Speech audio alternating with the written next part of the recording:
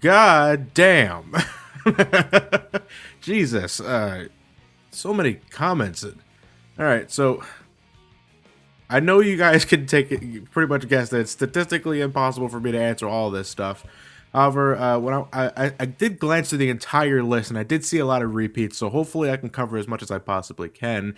Before that, welcome back to the Sonic the Hedgehog 2006 Let's Play. We're now starting with the very hard missions with Silver the Hedgehog, and just to cover him real quickly before I start answering all these questions. Silver, for him, they pretty much just jack up the number of enemies they have you face, and because of that, the levels tend to drag on for a very long amount of time. And they also just... We barely see Blaze in this playthrough. We only see Blaze a grand total, I believe, once. In all 8 stages that you play in very hard mode, you play as Blaze only once, I believe. And, yeah, not worth $2. Okay, let's start. Actually, I'm going to begin with this rather meaty question here, just as a special request, because, it's a pretty sincere question. I'll even read it in my Casey Kasem voice, if I can do a good Casey Kasem. Okay, so this one right here is from Neko Soul.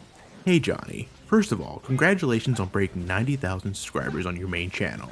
I've been a fan for a few good years now, and I always enjoy your various works. I'm not entirely sure that my comment will be seen in the massive pool of other responses and questions spread throughout, but I just want to give it my best shot and hope I'm worth the fleeting moment of attention.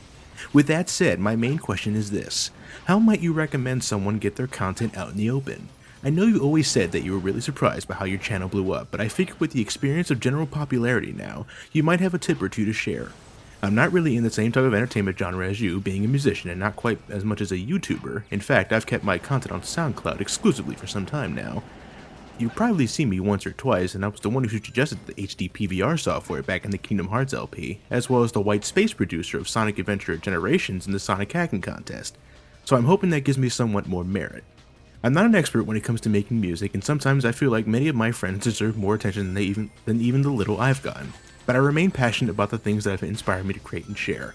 I can only hope that I find some way to reach more audiences and ears to share those things. I greatly appreciate any advice you can give, and in the more likely event that my comment is lost at sea, I can be happy knowing that I at least tried. Thank you for your time. Well, Neko,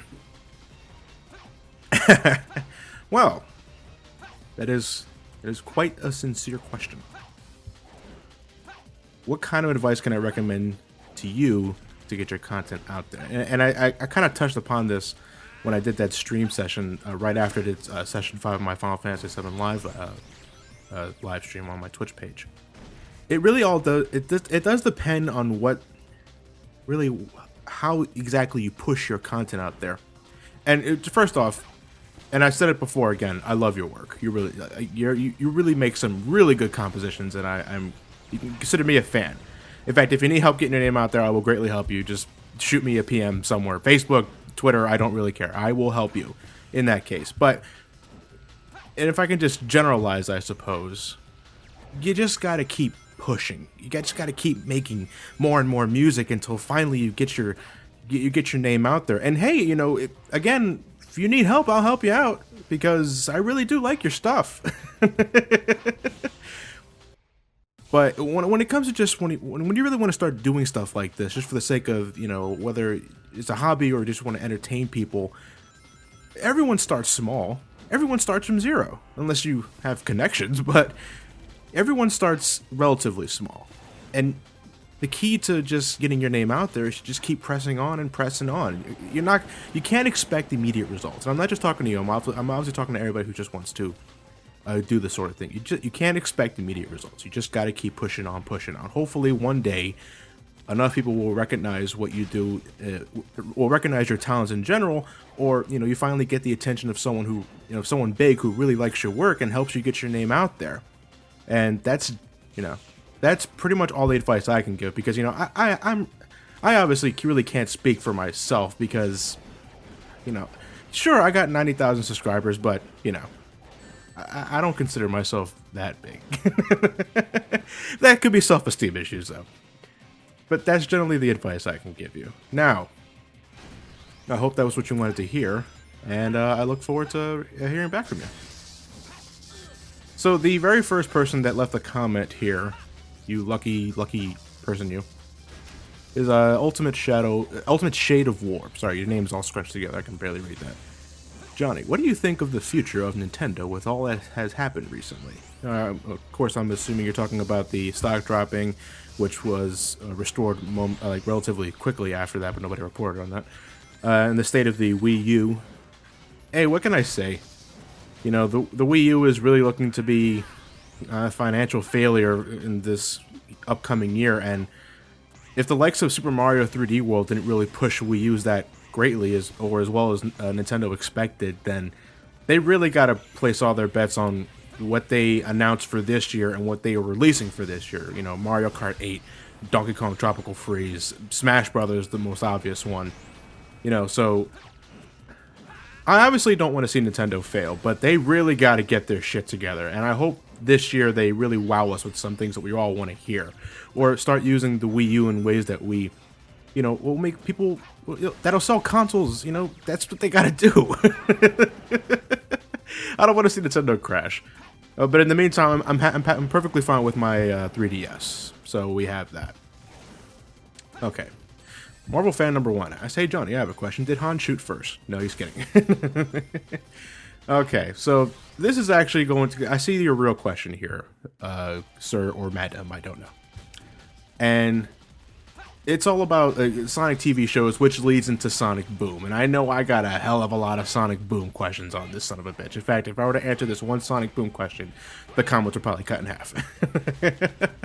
Okay, so first off, my general thoughts on all the television shows in general. We're talking Sad AM, Adventures of Sonic the Hedgehog, Underground, X, and Sonic Boom itself. You know what? Out of all the shows that, none of them I would ever classify as good. I'm not a fan of Sad AM. I never was. I just, you know, and of course I'm raising a lot of eyebrows. I'm probably angering a lot of people out there. I just never got Sad AM. Okay, so it's Sonic with a darker message. You got a more dark setting with this environmental messages. Okay, what? what are we supposed to do with that? I never really got it. You know, I got more of a guilty pleasure with Adventures of Sonic the Hedgehog, because to me, I think how Sonic works better. Not outright Looney Tunes, but, you know, lighthearted stuff. You know, you guys know that I like the plots of, like, Colors or Lost World when it's done right, and when the writing is good especially, but Sonic with darker elements just doesn't sit well with me. You know, and the story can be good for all it's worth. You know, the writing can be fantastic, but at the very end of the day, I'd rather have a lighthearted Sonic than one that's trying to be gritty and serious, completely ignoring the fact that it's a blue fucking hedgehog with super speed. You know, that's really all I could say about that. And when it comes to Underground, I barely watched it. Really nothing to say about that.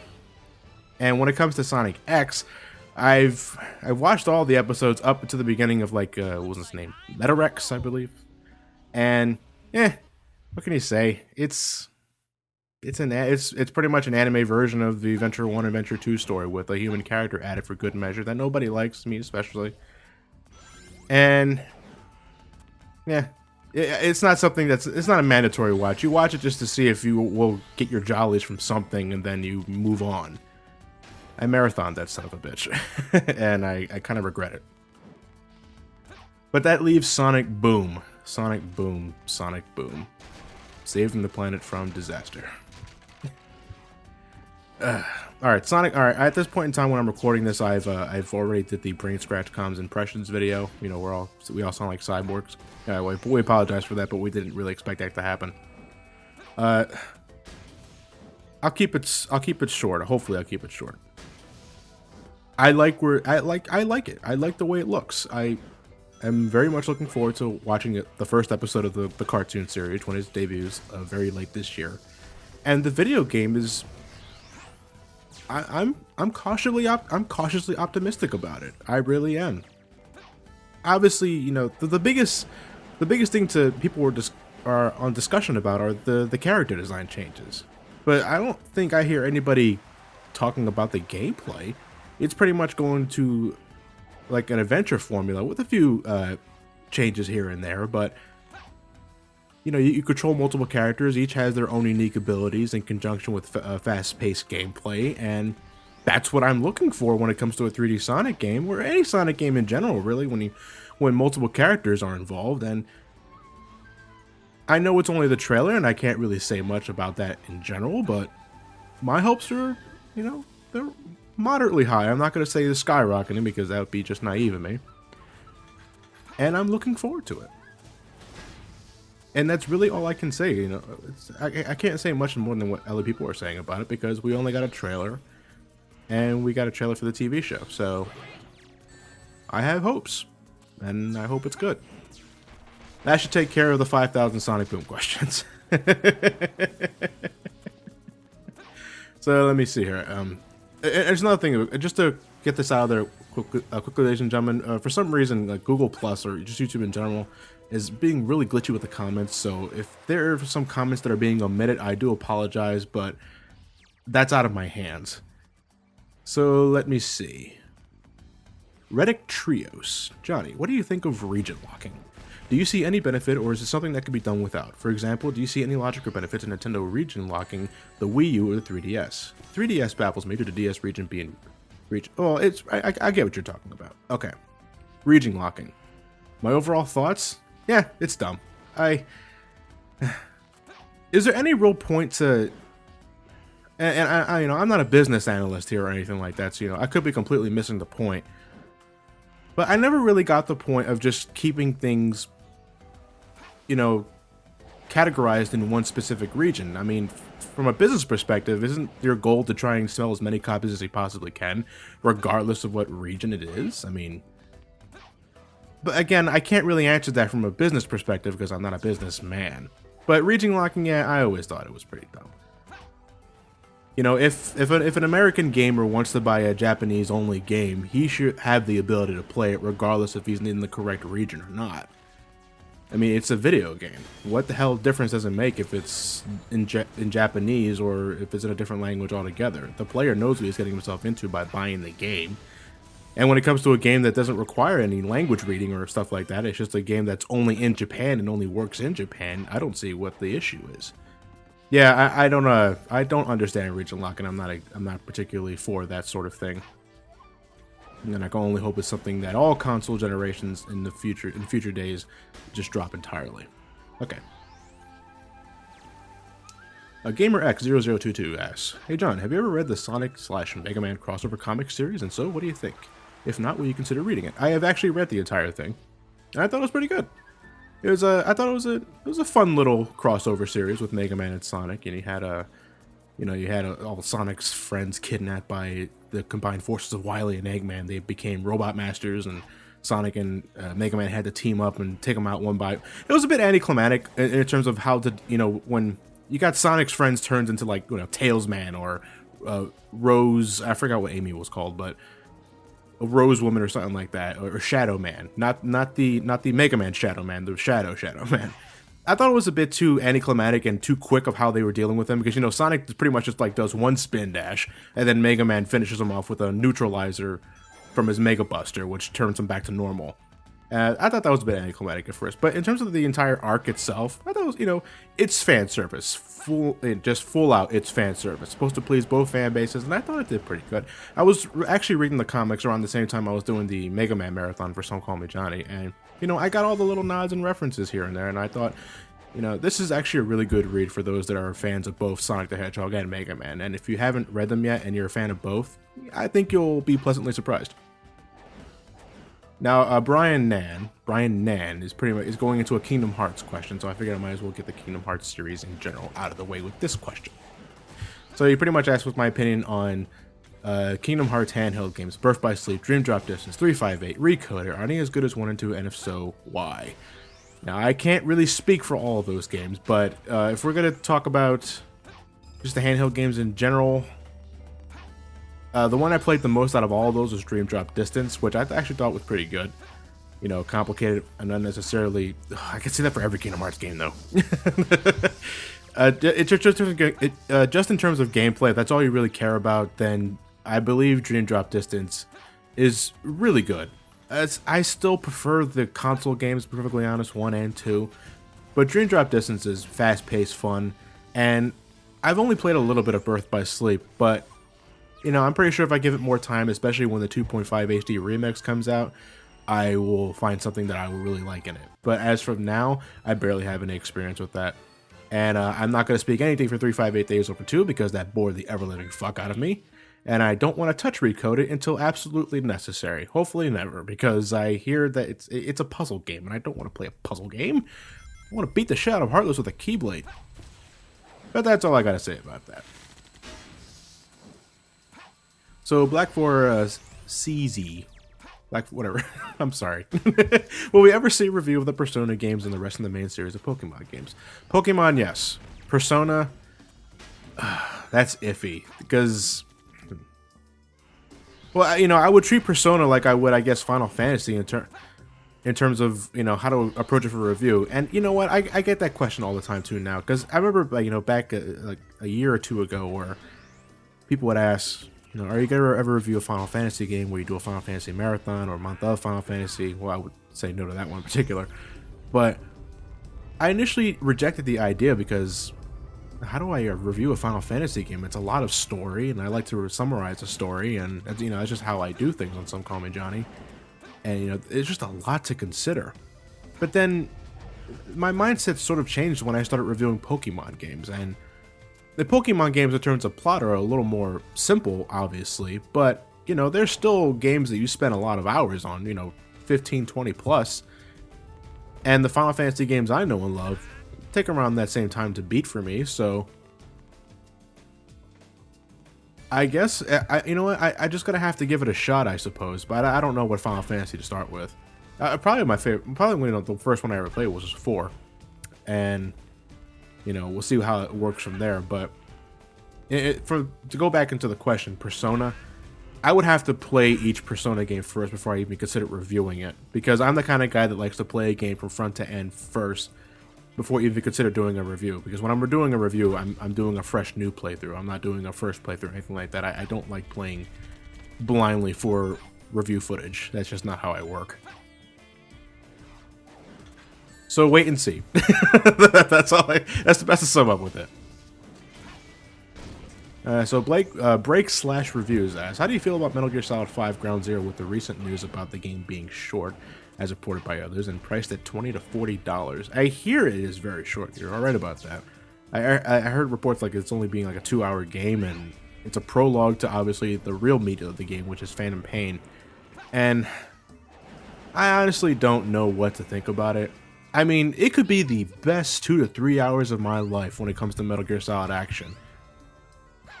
And I'm gonna get it anyway, regardless of the controversy it's causing, but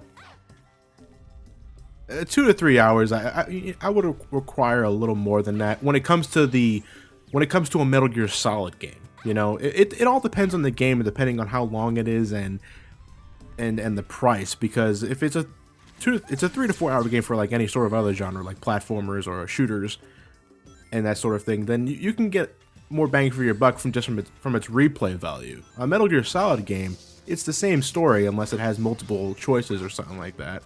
So you're, in an essence, getting less from it, assuming the gameplay is not up to snuff. But I'm gonna get it anyway because I am looking forward to Ground Zeroes and the Phantom Pain. You know, I'm a Metal Gear Solid fan, so that's all I can say about that. Solid Yuki asks, hey John, what is your opinion on JRPGs in general? Well, by JRPGs, if you mean Final Fantasy, Chrono Trigger, and let me see, my collection's actually right here to my right. Yeah, it's Final Fantasies. I see a Vandal Hearts, but I don't know. I'm not sure if that's a but that's a strategy RPG. And you know, I got Bravely Default recently. It came in the mail yesterday, and I'm going to sit my ass down and play that after I'm finished editing up for this week's videos. The JRPGs are actually the ones I tend to stick with the most, if only because they follow a formula that I can get down with. It all depends on the game, obviously. Not every JRPG is the same, but that's the genre I have the most experience with. Like, I barely have any experience with any Western RPGs, you know, or any sort of Western games that have RPG elements. And I don't know why I'm so hesitant with that sort of thing, but that's just how I am. So Stupid Studios HQ asks, are you ever going to do a playthrough on Mega Man games such as Battle Network, ZX, and Star Force?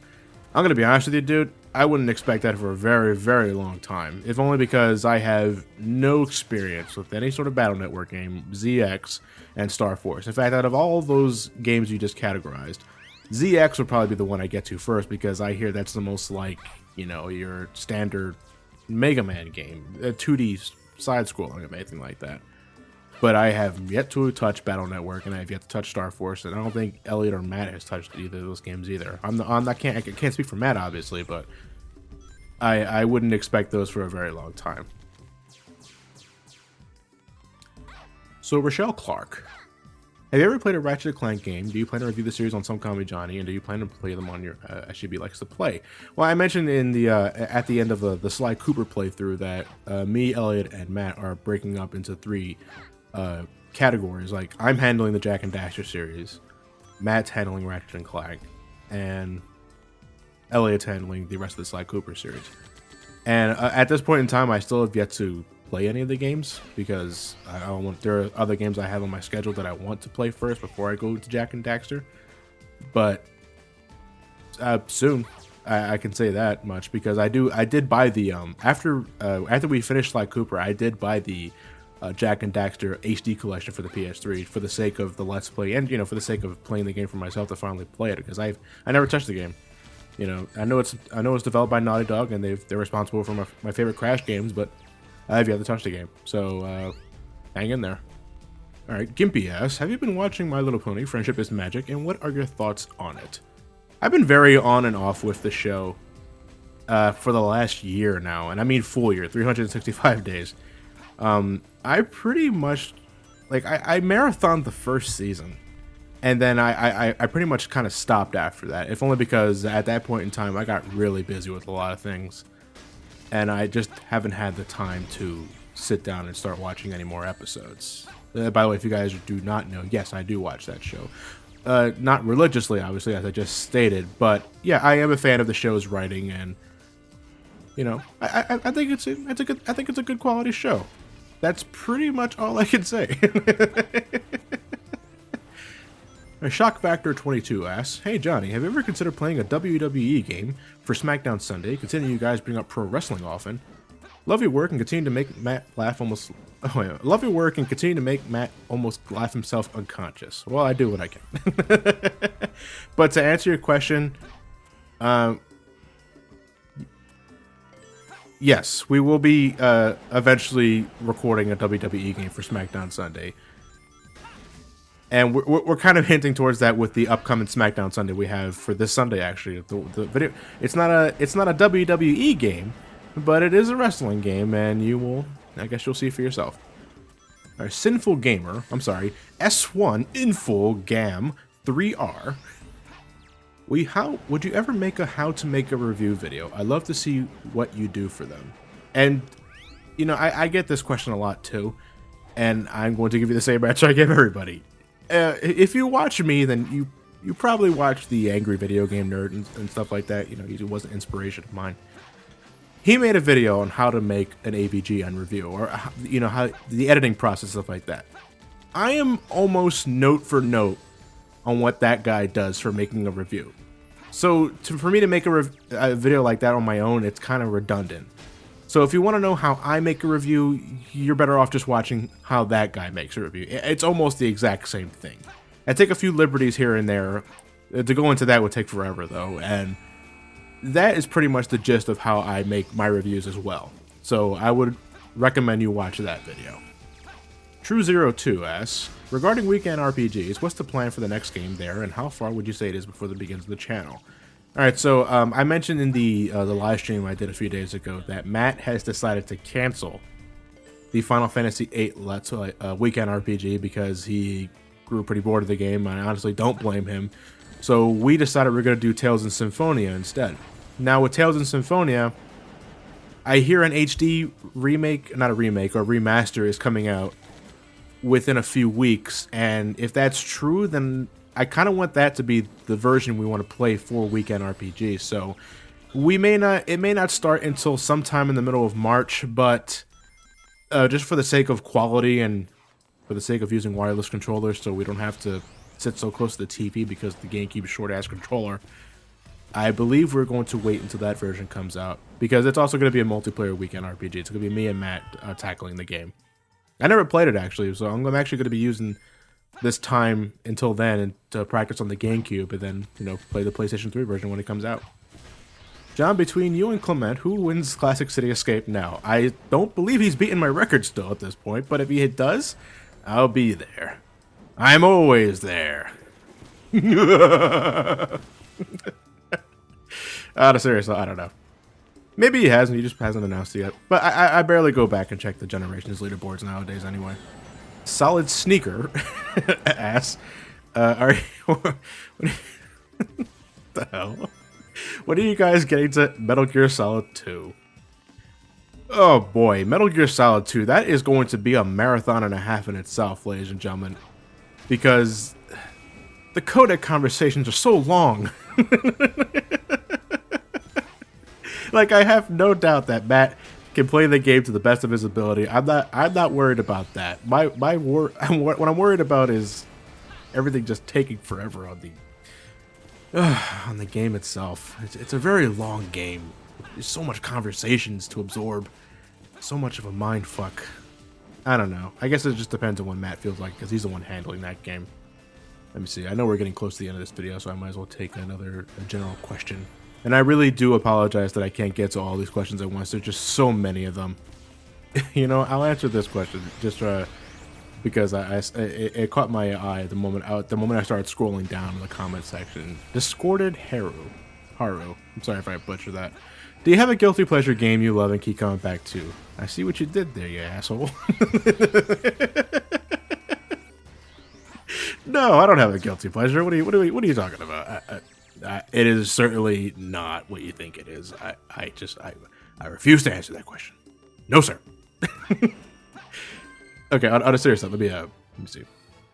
Cool Blue 3680 asks, do you ever think you'll do an LP review of the Patapon games? And if you do, I know of places that have downloads to the tracks. The music is amazing, but it's shut down because of PAP. Well, I never heard of, but you know what? Since this is post commentary, I can actually cleverly edit my research, and by doing that, I find out that it's a PSP game. And oh yeah, I've definitely seen this game. I've even seen it in action once or twice, I believe. And well, I mean, I have a PSP. I don't see why not. I can give it a shot when I have nothing else to do, I suppose. And MBC 2120 asks, what other guilty pleasure games do you have other than Sonic 06? You know what? And thinking about it, not many. I mean, when you think about it, what qualifies as a guilty pleasure in a video game? It's easy to pick guilty pleasures for like movies and stuff like that. But a video game, I guess... No, I think Sonic 06 is my only guilty pleasure. You know, it's a game that everybody hates, and for good reasons. I will definitely understand that. And you know, well, when it comes to guilty pleasures entirely for Sonic 06 it's not a guilty pleasure. It's only Sonic stages that are a guilty pleasure for me, because I don't like going back to Silver, and Shadow bores the fuck out of me. But I think Sonic 06, the Sonic stages, are categorically the only thing I can classify as a guilty pleasure.